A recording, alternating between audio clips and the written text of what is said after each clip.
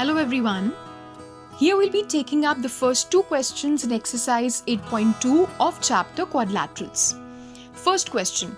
ABCD is a quadrilateral in which P, Q, R and S are the midpoints of sides AB, BC, CD and DA. And AC is a diagonal and we need to show these three things. Now let us see what is a figure with respect to the question that is given to us. ABCD is a quadrilateral here. AC is a diagonal. Also they say that P is a midpoint of AB, Q is a midpoint of BC, R is a midpoint of CD and S is a midpoint of DA. This is also given to us. And they're wanting us to prove that SR is parallel to AC and SR is also half of AC. Now for this, I will see the triangle DAC. I know in this triangle, S is a midpoint of side DA and R is a midpoint of side DC. And by the midpoint theorem, I can say that a line joining the midpoints of the two sides of a triangle is parallel to the third side. So I get SR is parallel to AC. Also, as a result of the midpoint theorem, I will be saying that SR is also half of AC. Now in the statement of this midpoint theorem that is given in the NCERT books, there is nowhere stated that a line that joins the midpoint of the two sides of a triangle will be half of the third side. This is something that we have done as a part of the solution when we were proving the midpoint theorem. So how I have come to a conclusion wherein SR is half of AC is something which is covered in the video that is covering the proof of the midpoint theorem. So I'm giving the link of that video in the description. In case you want to go through it, please go through it once. So for now, here I'll assume that since I've already covered this part, I won't be repeating it. So I'll simply say that by midpoint theorem, SR is parallel to AC and SR is also half of AC. We've done the first part now. Now coming on to the second part here we have to prove PQ equal to SR. For this, I'm going to see that in this triangle BAC, P is a midpoint of one side, that is AB. Q is also the midpoint of another side, that is CB. Now when the midpoints are being joined, then this line is parallel to the third side. This can be stated by the midpoint theorem. So I have PQ is parallel to AC and PQ is also half of AC. I already know that SR is parallel to AC and SR is also half of AC. In the previous part, we've done this.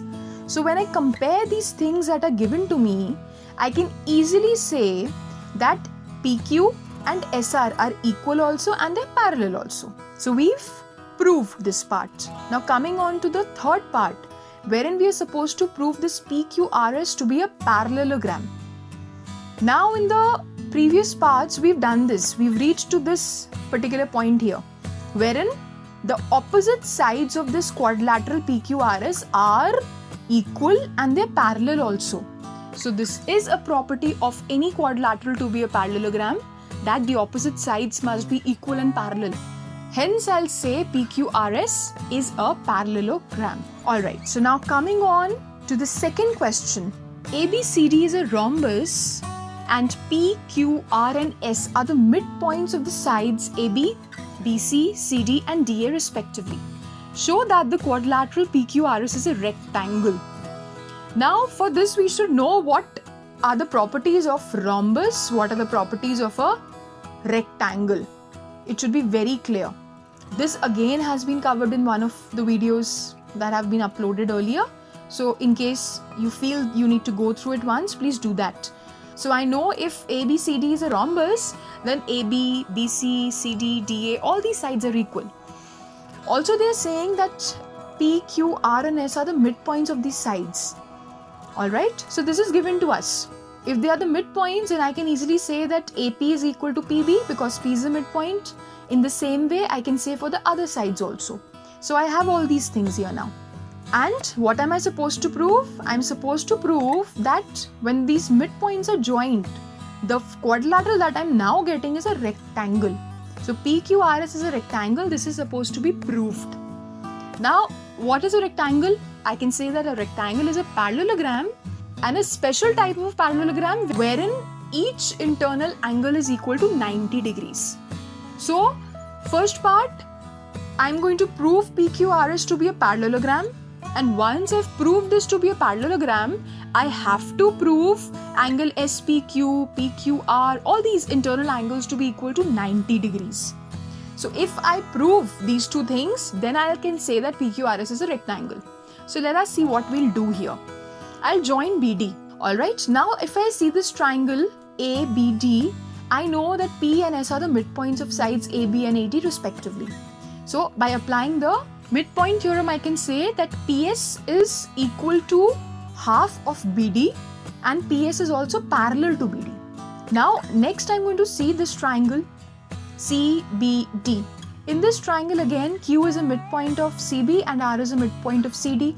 So if I apply the midpoint theorem, I can say that QR and BD are, I can say that QR is parallel to BD and it is also half of BD. Now if I compare these two equations, I can easily say that PS and QR are equal. Now when PS and QR are equal and they are parallel also, then I can say that PQRS is a parallelogram, because this is a condition for a quadrilateral to be a parallelogram.